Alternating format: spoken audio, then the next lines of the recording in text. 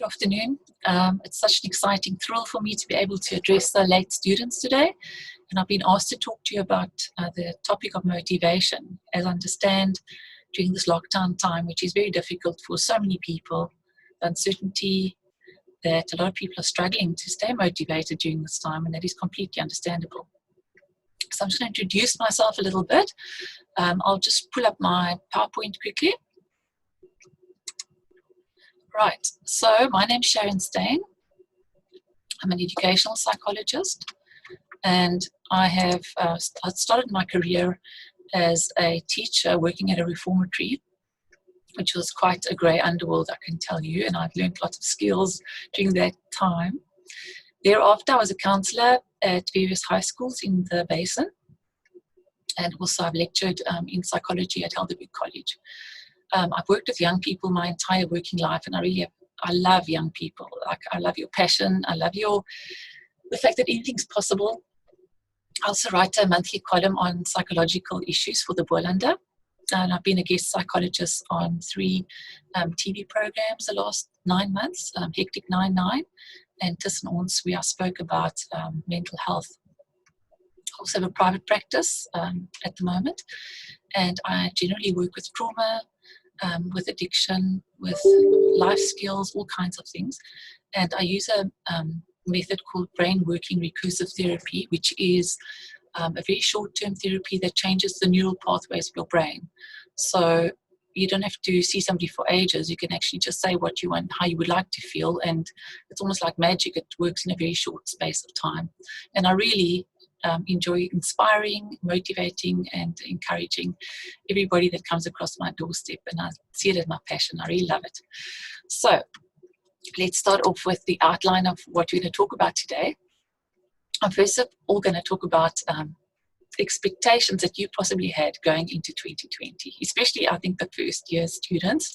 You guys had this like vision and this dream about what you're going to look forward to in the year, and how that possibly changed into disappointment with lockdown. And then we're going to look at what is motivation. You know, we're lacking it maybe, some of us now. So let's look at what is motivation. We'll look at when we feel motivated, when we feel demotivated.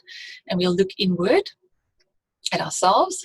And then we'll look, most importantly, I feel, is like why we need to control our thoughts. We'll look at self-talk, what we talk to ourselves about the whole time. We'll look at the power of vision. We'll look at what drains our motivation and what we can do about that. And then we'll look at strategies to actually build our motivation and for us to feel good about ourselves, like self-compassion, gratitude, etc. Okay. Now, I'm sure that especially the first years, okay, you started off, and in grade 11 and 12, you probably went to see a career counselor, or you did some research about various careers, and you decided that you wanted to study events management, events planning. This was like your thing. You could use your leadership, you could use your ability to plan and to make other people's dreams come true, meet new people, be creative, energetic, like glitz and glamour, vision and energy. That's basically what I think of when I think of your career. And when I was like actually planning for this PowerPoint, and I got this beautiful slide that you see in front of you, it just blew my mind how this particular career prepares you for so many different other careers as well. You have so many skills and abilities that you use in this career. So you could easily venture off on your own and start your own business and be totally a master of any of these wonderful things: marketing, logistics, budgeting, the whole gamut.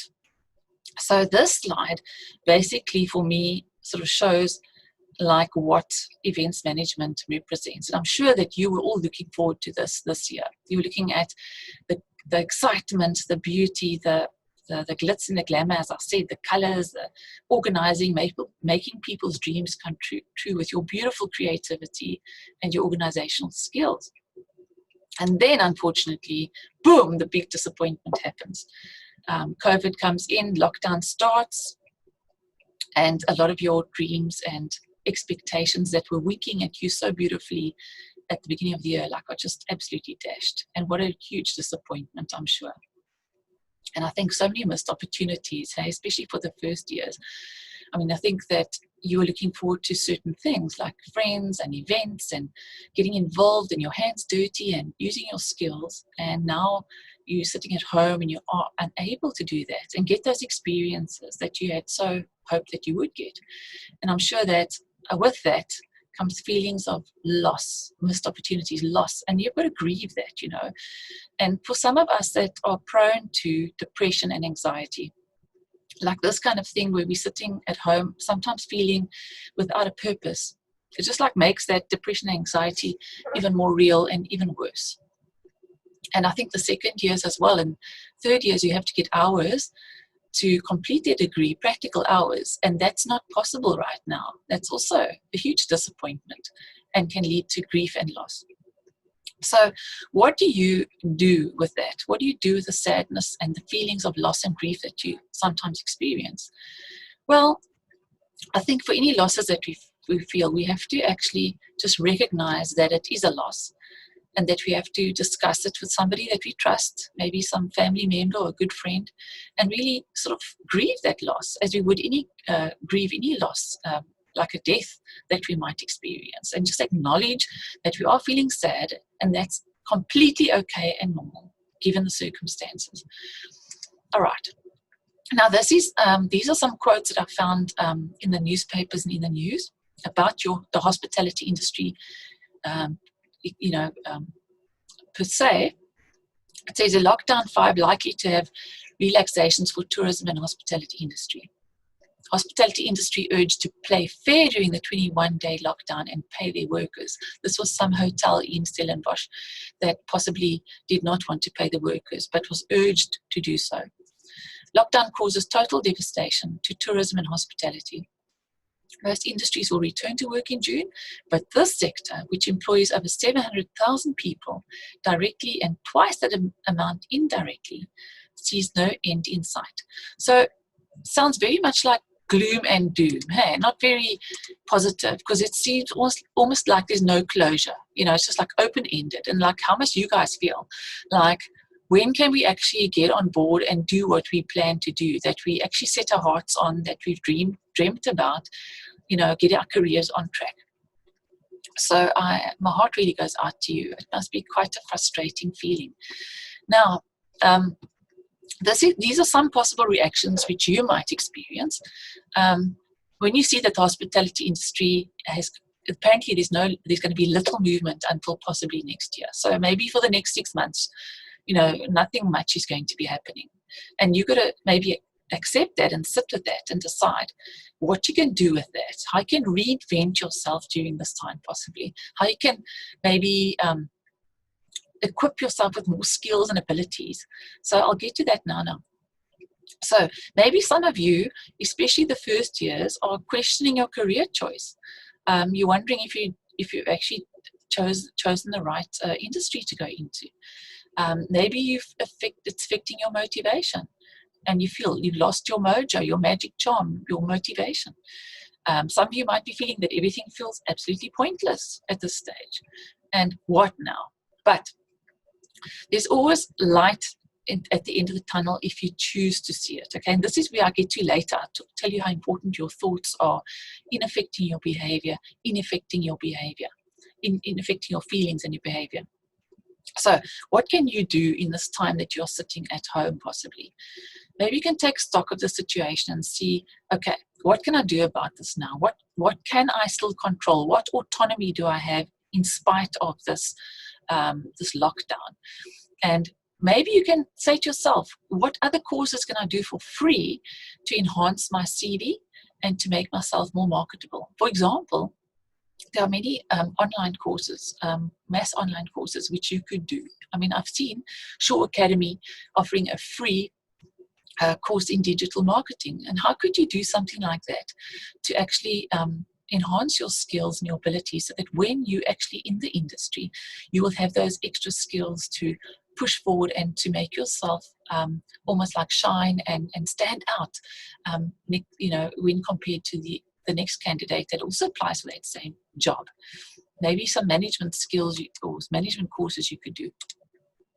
So so today's talk is about motivation. So I'm going to just define what it is with you. It's the internal process that makes a person move towards a goal, the drive to do something. It's a process of stimulating people to actions to accomplish a goal. So notice now why I highlighted those red words. It's all like action words, like doing something, moving forward, taking control. Okay, so it's propelling you forward. It's like almost like a drive that one has to achieve a goal. So now I want to quickly do a visualization exercise with you. So if you will just close your eyes for a minute, I'll just like read something to you, or try and visualize a scenario, two scenarios. And I want you to then think about what it is that you're feeling, what are you thinking, how much energy have you got in the situation, etc. Okay, so I'm going to first talk about a motivational scenario. It's a scenario where you feel motivated, and then I'll talk about one where you feel demotivated. Okay, let's start with the motivation one. Okay, so you jump out of bed, you got a spring in your step, you rush to the kitchen, you get yourself a cup of coffee, you scroll through your social media, 10 minutes, you're done. Okay, you quickly have a shower, you brush your teeth, you get dressed, you get onto your laptop, and you get your blank page, get your stationery out, and you are working on your assignment that you had and that you're so excited about. 2 hours fly by, you don't even check your social media, nothing matters. You're just getting through this task and you're enjoying every minute of it. And when you look at your watch again or your cell phone again at the time, like the time has just whizzed past and you've reached your deadline like way in advance, like timelessly, and you've enjoyed every minute of what you're doing. Okay, that's the one scenario. The other scenario is that you wake up, everything feels absolutely grey. Okay, you just want to pull the covers over your head and you don't actually even feel motivated to get out of bed. Eventually, you get out of bed and you sort of shuffle your way to the kitchen to go get yourself a cup of coffee. You go back to bed, you scroll through your social media, it takes you 20 minutes. You go back to sleep for a little bit. You finally get up. You want to actually go and shower, but you stay in your pajamas and your gown and your slippers. You open your laptop. Everything's a distraction. Everything feels like a chore. No motivation. It feels like you're summiting Mount Everest or Kilimanjaro because everything takes so long and you are really not in the mood to do anything. Okay, now I'm going to ask you a couple of questions based on those two scenarios, okay? Right. Now, you can open your eyes if you haven't already. Now, let's look inward, okay? What gives, this is now questions you must ask yourself. What gives me motivation? Okay, what gives you motivation? What like really propels you forward and makes you want to get out of bed and jump for joy and push forward, okay? How do I feel when I'm motivated? Like, what is it that you feel? Like, what do you feel? How do you behave? Are you energized? What are your energy levels like, in fact, okay, when you're motivated? What does your face and body language look like? If you were to look at yourself, you know, from the outside in, what would your face and body language look like when you're motivated? How do you function differently when you feel unmotivated now? What do you tell yourself when you're unmotivated? What do your energy levels and your body language look like when you're unmotivated? And when you've been unmotivated in the past, what did you do to snap out of it? And what works for you in that regard? Okay, so just some sort of self-awareness kind of questions to just get your thinking cap on and just to think about, like, see the difference between your energy levels in the two scenarios. I'd love to actually discuss this with you if we could, or if we had a chat box here today. That would be awesome. I'd love to hear what you had to say about that. Okay, we are now. All right, now, what I've realized in working with people my whole life, just about, okay, my working life, is that the most important key to motivating ourselves is really what we put into our mind, our thinking. Really, this is for me the most important thing to motivate ourselves. Now, look at this lovely quote here. If you realize how powerful your thoughts are, you would never think a negative thought. Now, I want to explain to you like why I say what I say. Okay, look at this picture here. Okay, this triangle. Now, why are my thoughts so powerful? Your thoughts, our thoughts, influence how we feel, and this in turn influences our behavior, how we act. Okay, so it can work anyway. I mean, behavior can influence thoughts, can influence feelings, feelings can influence thoughts, can influence behavior. But I found in my working life, working with people all these years, that thinking is sometimes the most important. So now, who influences our thinking? It can be our parents, our friends, social media, our communities, our teachers, our lecturers, teachers when you're at school, our family, things that people say to us. We sometimes internalize, we take it into our brains, into our hearts, and we actually start believing that stuff. Now, a lot of our self-beliefs are embedded in our brain before the age of 7. Now, I want to give you an example of how powerful our self-beliefs are, and then how it influences our feelings, how it influences our behavior and our actions. Let's say, for example, you are 4 years old, you're sitting in the trolley in Pick n Pay, and you badly want a toy, but your mom is pushing the trolley, and she's hangry, she's tired, she's just come from work, she's just want to get home with the groceries and go and cook, and she's had a tough day at work, right? So you in going past the toy aisle, and you see a toy that you really badly want. And mommy, please can I have the toy? And you don't sort of give up. You start whining and demanding this toy and throwing a bit of a tantrum. And your mom just like loses her rag, because I mean everybody's watching and she's tired, and it's like 5:30 on a Thursday afternoon. And she says, "No, you don't deserve a toy, and we're going to go home now and have supper, and you stop, behave yourself, and you're not being a good girl." Now, you internalize, you take from everything that she said, you take, I'm not a good girl, I'm not good enough, I'm not a good boy, I'm not good enough. And that gets that gets embedded in your thoughts, that influence your feelings, which then you lose self-confidence in yourself, and then maybe your behavior for the rest of your life is, I need to please other people in order to have people like me so that I feel good enough. So you can see how the thoughts influence the feelings, influence the behavior. Okay, so do you know that you and I, we talk to ourselves all day and all night. We talk into ourselves. Okay, it's relentless, it does not stop, and that is called self-talk. So self-talk is what we say to ourselves about ourselves. Okay, what we say to ourselves about ourselves, and this is influenced by these people over here. What they say to us, we internalize, we take it in. Now, we need to all tune into our self-talk. And often our self-talk, when we really tune into it and we analyze it, it's often very harsh and judgmental, and we shame ourselves. We very harsh on ourselves, more so than we would ever be. We say things to ourselves more than things that we would never say to another human being.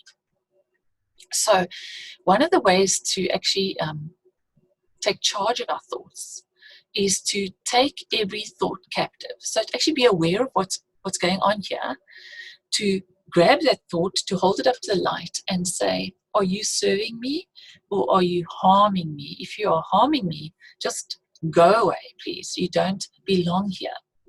Okay, and then to replace that thought with something that's self-affirming, that we know to be true about ourselves, like I am a very loyal friend. I can cook amazingly well. I am a master of this. So it's true stuff that you know about yourself that you are replacing. You're pulling out the weeds and putting in the flowers or the seeds. So we change our self-talk to self-affirmations. And you change the can'ts, for example, to the cans. Now, why are thoughts so important? We have got scientific proof, okay? If you study the brain and neuroscience, it says thoughts and intentions create our physical reality. What goes on inside manifests on the outside. If you don't have confidence on the inside, people can see that on the outside in your body language and your speech, and like he's advertising that to everybody. And if you don't respect yourself inside, and other people are not going to respect you either. So Franz Ferdinand said, right words lead to right action. Okay. Now, I think one of the important things to feel confident in who we are and where we are going is that we have a vision for our lives and a purpose for our lives. Now, if you remember, you cast your mind back to grade 12, life orientation, you guys probably remember doing the personal mission statement and how powerful that was to actually decide for yourself what legacy that you want to leave in your short time on this planet, and what you want your life to stand for, what your values are, what your interests are, what you strive for, etc. Now, part of that goes with what I'm discussing here. We need to have a vision for where we are going and what our purpose on this planet is. Why? Because this will motivate us to move forward. So remember, we're talking about the theme of motivation. So what is going to do it for us? One of the things is changing our thoughts, as I just discussed, and then also having a vision for our life, like standing in your truth, knowing where you're going. And the analogy that I like to use when I talk about vision is, if we don't have one, it's almost like having a bodyboard. You're on a bodyboard on the wave at Strand Beach, for example, and that bodyboard is being tossed and turned, and it just ends up on the beach wherever that wave pushes it. However, if you are on that bodyboard and you steer that bodyboard to where you want to be, your destination, that is obviously analogy of having your own vision. You want to go where you want to go. You don't want life to spit you out where you allow it to take you. So how do we figure out what our passion is? Well, we need to actually take some time to self-reflect, to know ourselves, and to look at these things. What your passions are. What is your passion? What are your gifts and talents that you've been given? What gives you joy? What are your interests, your abilities, your personality, and what would you do for free 24/7? If you don't know what your passion is, I think the question to ask yourself, which crystallizes this very nicely and puts it clearly into perspective, is, what would you do for free 24/7? Like, that would certainly put things nicely into perspective to answer that question. Okay, look here now. Here's a picture of a vision board. I'm sure you've seen a vision board before, and I'm a great believer in vision boards. I really believe that we must actually put in pictorial form that which we want to attract into our lives, to put into our lives. For example, if you want a certain kind of happy family that you want to be the mother of or the father of one day, you put that happy family on your board. If you want to go visit Prague one day, you put a picture of Prague on your board. If there's a special kind of house or car that you would like to have, you put that there. Because our subconscious works tirelessly to make that happen. If there's a dissonance or discrepancy between what's in our conscious and our subconscious, it tries to bring that about. Okay? And suddenly we start noticing opportunities and things that actually bring us closer to our vision. Here's another picture of a vision board. And you can put quotes on it, you can, which inspire you. You can make it as creative as you want to. I know you guys do mood boards as part of your classes, and that is, I think, it links very nicely with this. But this is more about what you want for your life, and you can make a vision board every year if you want to, every 5 years, how often you would like to do that. Okay, now we're going to talk about, so I've talked a little bit about what would motivate us, and I want to talk now about what drains our motivation. Okay, fear drains our motivation.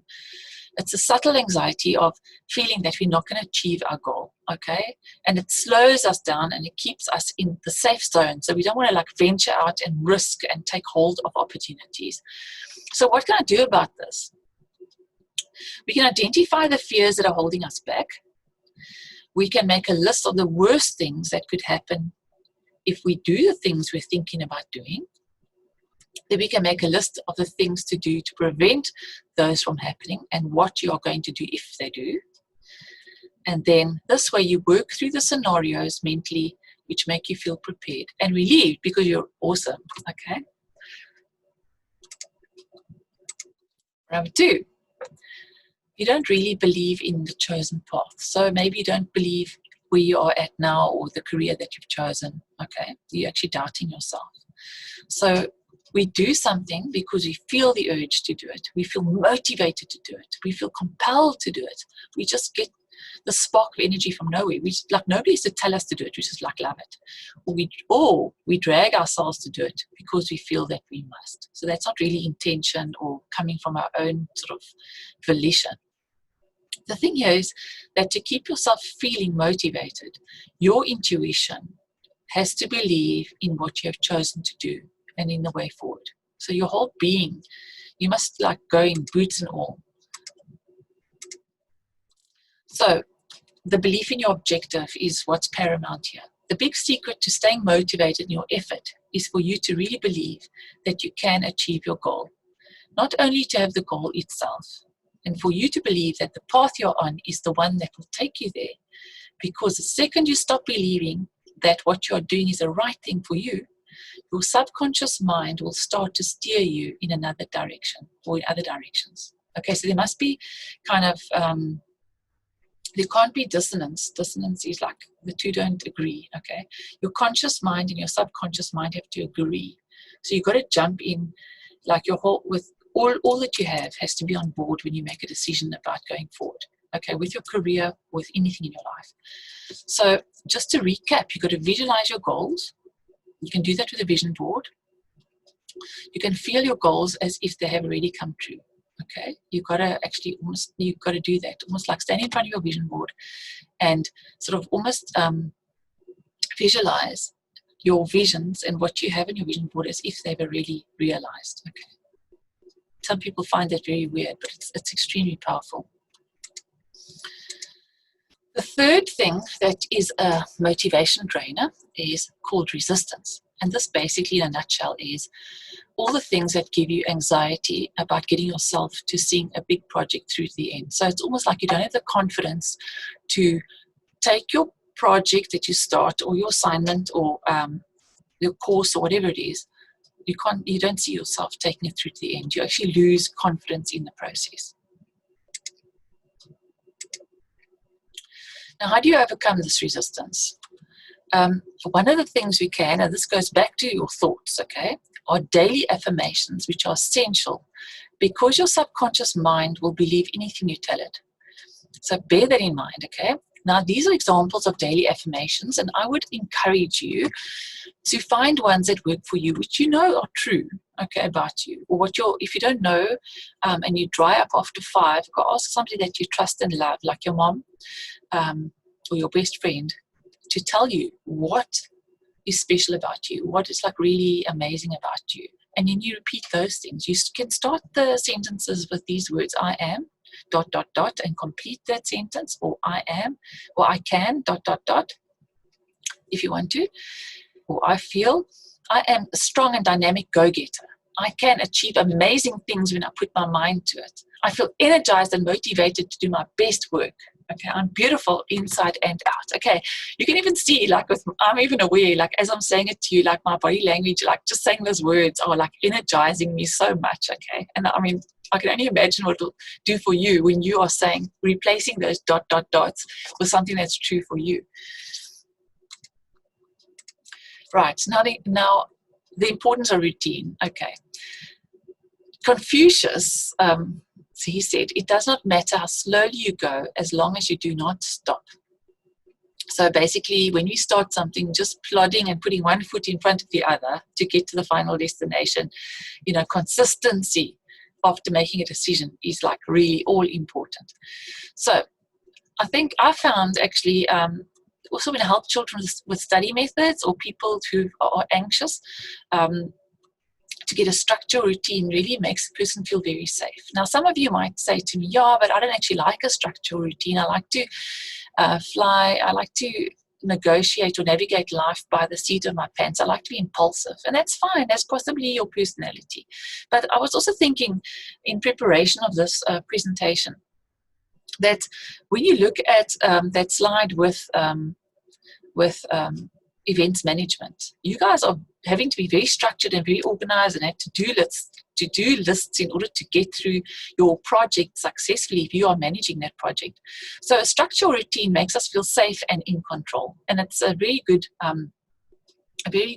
skill to have a diary and a structure. To know what we need to do for the day and when we plan to do it gives us a sense of purpose. If we are just waking up and not knowing what we're going to do with our day, and we're just going to see whatever takes our fancy and what actually happens, that will be fine for a couple of days. But at some stage, you're going to lose energy and purpose and demotivated. It's going to be very important to set small goals that are measurable and that you can actually achieve. So here are some ideas with regard to your routine. Some people like to make to-do lists. And as you start checking off your personal goals, you actually start feeling a sense of achievement and mastery. And it energizes and motivates you to take one step in front of the other. You can break down your tasks into manageable increments. There's actually a wonderful method that I came across called the Pomodoro method. Sounds like a pizza. You can check it out. Go Google that. And this method basically says you work like a Trojan for 25 minutes nonstop, and then you jot down what you're going to do for the next 25 minutes. But then after you've jotted it down, you take a 5-minute break. So, and you do that 4 times, okay? And you get quite a bit done in that time. And then you can reward yourself for achieving your goals. You can make a clear distinction between day and I wanted to say you can make a clear distinction between day and night. I know some of us want to be in our PJs the whole day. Sorry, just check the time. Be in our pajamas the whole day. But if you're not being productive and you can't actually see a distinction between day and night, you're just rolling out of bed, watching Netflix, getting back into bed in your PJs, and you're not being productive, I would suggest that you take a shower, get dressed, maybe even put some perfume and makeup on just for you, so that you feel maybe that would help you to be productive and motivated. Then number 4 is not realizing it's a marathon, realizing that it's not a marathon, but it's a sprint. So to actually just look at this little saying that Rome was not built in a day. So cut yourself some slack. Your decision to act and act consistently will accomplish the task eventually. Don't doubt yourself. Know that anything that you do will take some time and you will do it successfully. Okay? Number 5. All right. It's a fact, and I'm sure I don't need to mention this to you, that when you eat well, lots of fruits and vegetables, and you hydrate on a regular basis, that is energizing your body. I mean, you could be eating a lot, but if you're not eating nutritious food, it'll rob you of your energy. And lots of sugar and carbs, as you know, makes us feel lethargic and tired and spikes our energy levels up the sugar, and then we feel like really unenergized again, and then we have to maybe put some more sugar in our meals to get our energy levels up again. So eating frequently and good meals gives you energy, and you actually feel that you can be more focused, you actually get a lot done, you're more capable. And so I saw this a few weeks ago, eating like an artist. So beautiful. So your plate must actually look like an artist's palette with all the about 10 different colors in a day. If you can do that, that'll be first prize. If your brain and your body are not getting what they need to function properly, everything you do will become much harder to do.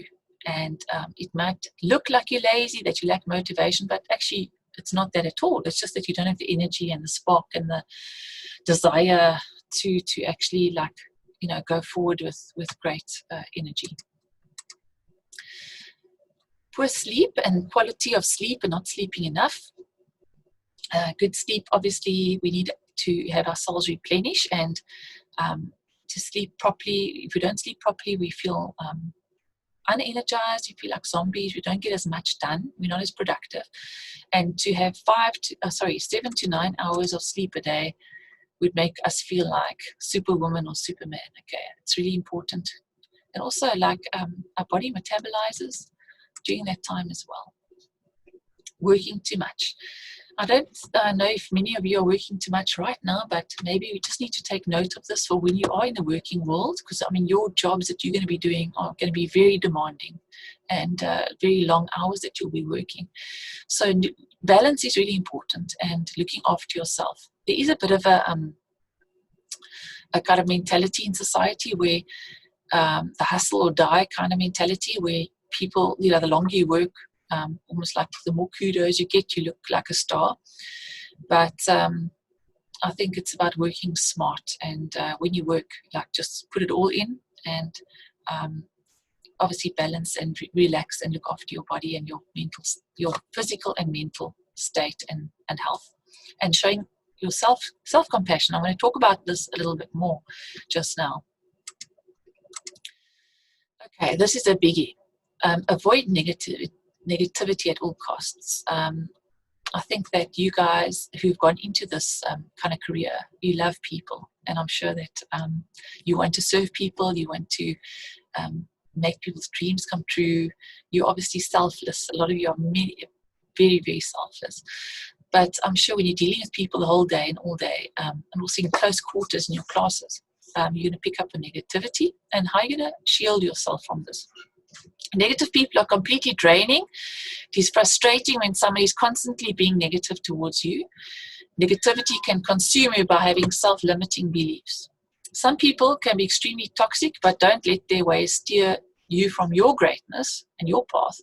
Be prepared, because some people want you to fail, but you shouldn't adhere to their belief system. Only your values and your beliefs really matter. Now I want to ask you a trick question. What is OPD? What do you think OPD is? Okay, I'll give you a clue here. It is something to avoid at all costs, because it is very draining. If I was seeing you face to face, I'm sure you'd come up with very creative responses to this. But this is really what it is, okay? It's other people's drama. Now, if you guys are in the creative industry, I think you're going to find a lot of this, okay? So how do you steer away from this? You decide when the situation has something to do with you, then you can get involved. And when it's not got anything to do with you, then avoid getting involved at all costs, because it just drains your energy so much. So here are some tips to avoid negativity. Avoid the goop trap. What is goop? It means desiring the good opinion of other people. Why? Because it robs you of your joy, because you are sometimes not being true to yourself when you're trying to please other people. You just want to be accepted at the expense of sometimes your own values. Rather stand in your own truth, and this will give you confidence and empower you, and you won't care two hoots what other people think about you. Think about all the great people that ever lived, especially the ones that you admire and look up to. They all had haters and doubters, or just someone that was full of bad energy. Okay, some people hate to see people succeed. They just want to bring them down. This is quite serious. I think that if you're prone to depression and anxiety, and especially now during this lockdown time, which is very difficult for many people, and you carry the weight of the world on your shoulders, perhaps you should consider limiting your social media diet and reading news, okay? Rather check your social media at specific times that you yourself have set for yourself, maybe a couple of times during the day, but not all the time, because that negativity just drains us. And rather use the time to reach out to friends and people who like lift your energy, motivate you, love you for who you are, and will just be there for you through thick and through thin. So use your phone calls or virtual meetings to do that. And then finally, find some time to reflect. I mentioned to you earlier that our thoughts can be very harsh, okay, and our self-talk can be very harsh and shaming and self-deprecating and blaming. So I want us to all at this time exercise self-compassion. Be kind to yourself as you would to the next human being that you love and admire and value. Okay.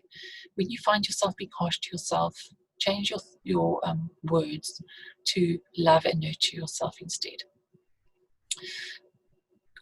Keep a gratitude journal. So every night before you go to sleep, or every morning when you wake, write down 3 things that you can be grateful for. Okay, it can be the smallest of things, a sunset, a beautiful leaf that you found in the ground, people in your life, somebody who said something nice to you that day. Mindfulness has come back big time the last 2 decades, but basically all it means is being completely in the moment and being aware of yourself without judgment. So as I'm sitting on this chair now, I'm aware of my feet in my shoes, my other foot on the ground, and maybe I'm aware of my breathing if I really focus inward. And it's just being completely in the moment and not judging yourself. And then, because we all live either in the past or the future, and this is the gift that we have is now.